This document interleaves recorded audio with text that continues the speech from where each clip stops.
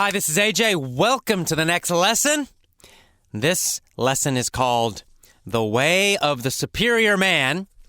And we're going to talk about a book with the same title, The Way of the Superior Man, by David Deida. That's his last name is Deida. David Deida. Another very interesting book. I'm trying to introduce you to a lot of interesting books. And after these lessons are all over, maybe you can go find these books and read them yourself. What a cool idea. But first, let's get started. Get your body strong. Strong physiology, right? Breathe deep. Chest up. Chin up. Eyes up. Smile big. Deep breaths. Move your body. Come on, get some energy in your body. Let's get started. So The Way of the Superior Man, it's an excellent book. And it is, in fact, written for men. Although I think there are a lot of great ideas in there for women, too. But I do think that men especially will enjoy the book. So if you're a man, I especially recommend that you go get it. But even if you're a woman, you could read it. You're allowed to. It's okay. Now, this book is really about how to be a superior man, I guess what the title says. How to be a great person is what it really means. How to live that life of your dreams. Very similar to a lot of the other topics we're talking about, right? They all have a similar theme. Do you notice the topics are similar? Do you think I'm trying to convince you of something? Well, I am. I'm trying to convince you to live the life of your dreams, whatever that is. I don't know what it is, but you know. Whatever those big dreams you have, I want you to get them. Now, of course, one of those dreams is to speak excellent English. And I'm helping you with that right now. You're helping yourself with that right now, too. And you're going to continue helping yourself speak excellent English even after you finish all of these lessons. You're going to keep following this system. You're going to find more listening, more English listening, and you're going to listen to it every day. You're going to find cool, fun, interesting English books, novels especially, and you're going to read them every day. You're going to keep following the system even after you finish all of my lessons. It never stops. It never ends. But that's okay because you enjoy it, because you're smiling, you're moving. This is great. You love it. So why would you stop? No reason. You're going to keep going forever. All right, so get that big smile. Come on, smile, and let's get started. I'm going to read a section of The Way of the Superior Man. This section talks about fear. Because what stops us? What stops us from living our dreams? Usually it's fear, some kind of fear. Fear of failure is a very common one. Probably the most common, I think, fear of what other people think. Fear of other people's opinions. Fear of not being normal. Well, all these fears, everybody has them. It doesn't matter who they are, even if they are a top performer, even if they are, super rich, super successful, super wonderful, everything is great in their life. They have fear and they had fear.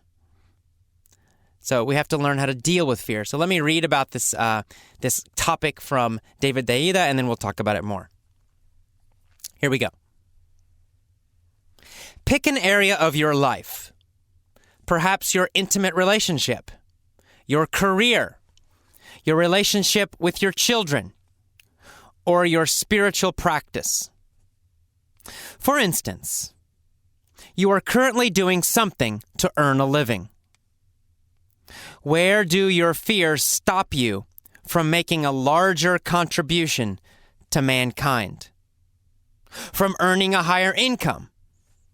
Or from earning money in a more creative and enjoyable way?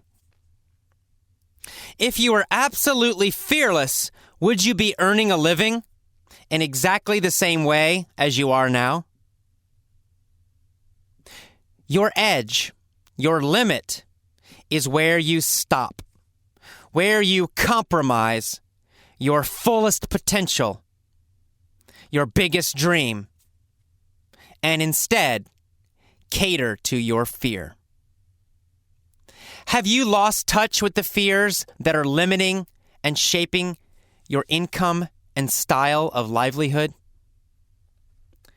If you have deluded yourself and feel that you are not afraid, then you are lying to yourself. All men are afraid. unless they are dead. If you cannot admit this, you are pretending to yourself and to others. Your friends will feel your fear, even if you do not. Thus, they will lose trust in you, knowing you are deluding yourself, lying to yourself, and are therefore likely to lie to them, consciously or unconsciously. Or perhaps you are very aware of your fears. Your fear to take risks, your fear of failing, or your fear of succeeding. Perhaps you are comfortable with your life, and you fear the lifestyle change that might accompany a change in career, even though the new career will be closer to what you really want to do with your life. Some men fear the feeling of fear, and therefore don't even approach their edge, don't even approach their potential or their limit. They choose a job they know they can do well and easily, and don't approach the fullest potential they have within them. Their lives are secure and comfortable, but dead. They lack aliveness. They lack depth. They lack the inspirational energy that is the sign of a man living his fullest. If you are this kind of man who is hanging back, working hard perhaps, but not challenging yourself, well then, other men will not be able to trust you. They will not trust that you can and will help them live fully. Okay, that is the end of the section. Let's talk about it. What does it mean? So he's talking about fear. One of his points, point number one, everyone has fear. All men and women have fear. We're all afraid of something. We're all afraid of what other people will think. Nobody likes to be criticized, for example. We're all afraid of failing. Maybe some people a little bit afraid, some people very, very afraid, but all of us have that fear. Sometimes we have fear of success. We're afraid that our life will not be comfortable anymore. Oh my God, if I'm successful, then I'll have more stress or something. Or I'll be a bad person, or I don't know. We all have that kind of fear too, sometimes very small in some people. In some people, it's a very big fear. The point is, everybody has fear. So he's saying that you have to live with your fear. You have to see your fear. You have to recognize it. You have to welcome it. You have to accept it. You say, yes, I have fear. Yes, I'm afraid of this. That's okay. That's the first step. You have to accept your fear. You have to be honest. If you tell yourself, if you tell everybody, I'm not afraid of anything, I'm not afraid, I'm doing what I want to do, then you're probably lying. Maybe not consciously lying. Maybe you're subconsciously lying. But that's what he's saying. So next he's saying that you must go past your fear. If you stop because of fear, your life will become dead. It's very strong language he's using, right? He's very strong about this. He's saying, if you stop because of fear, you will become dead. You'll become a weak man. He's talking about men here, but it's the same for women. So he's saying you'll become a weak man, a lying man. Other men won't respect you. They won't trust you because they see you're afraid and you're not living your true life. You're not living your full potential, your full ability. You're not trying to live your real dream. So he's saying if you do that, if you stop because of fear, then other people, they'll stop respecting you. They will know. And you will feel dead. Some part of you will feel dead. On the other hand, the good news, he's saying if you do continue, you have the fear, yes, but you keep going. You keep pushing yourself, challenging yourself. Then you will feel alive. You will feel energy. people will notice. They will see that you are living your dream, or trying to, at least. And in this article, he's specifically talking about jobs and work. And, I chose this for a reason, because that's one area most people do stop because of fear. Most people work a job that, it's okay, maybe. A lot of people work a job that they hate. They actually hate the job. They go every day, but they never change. They're afraid to try something more. Other people just do something that's comfortable. They don't hate their job, but they don't love it. It's okay. And then day after day, week after week, year after year, same boring job. And they become more and more dead in their life. Unfortunately, I think that's probably the normal thing. I think most people do that. I've seen it in my family. Most people in my family have done that. I've seen it a lot. Most people I meet, they're not super excited and thrilled and feeling wonderful about their job or their career, because they're not living their real dream. They gave up. They quit. Don't do that. If you have done that, well, it's never too late to change. You can change right now. Just do it.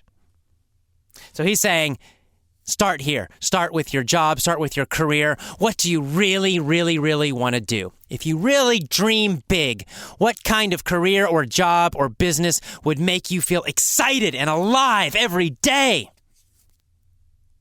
Try to do that job. Try to do that career.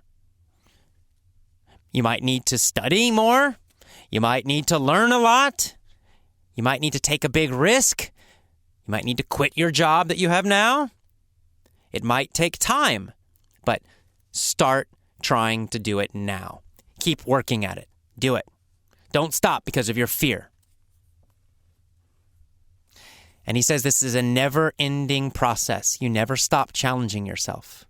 You never stop pushing past fear. The fear will always be there. There'll always be something new, a bigger dream you want to try, and the fear is going to try to stop you, and you always have to keep going.